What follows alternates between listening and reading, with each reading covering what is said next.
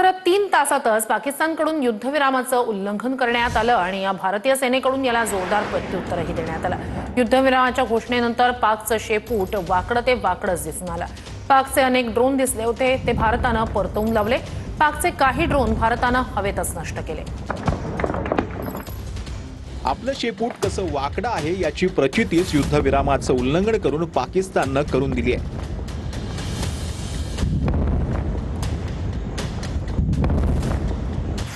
श्रीनगरमध्ये पाकिस्तानचे दिसलेले ड्रोन भारतानं परतवून लावलेत।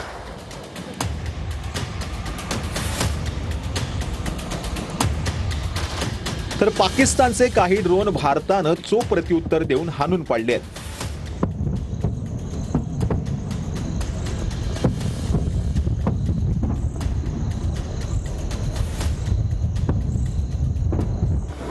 श्रीनगर विमानतळ परिसरामध्ये ड्रोन दिसलेत।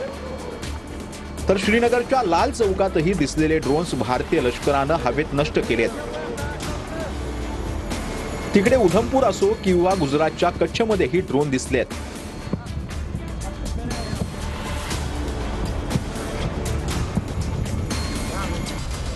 गुजरातच्या कच्छमध्येही 10 ते 12 ड्रोन दिसलेत।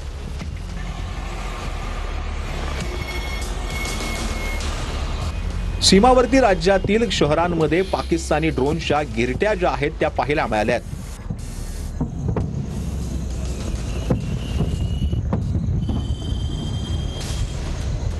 दुसरीकडे राजस्थानच्या बाडमेर शहरामध्ये 10 ते 12 स्फोटांचे आवाज ऐकू आलेत।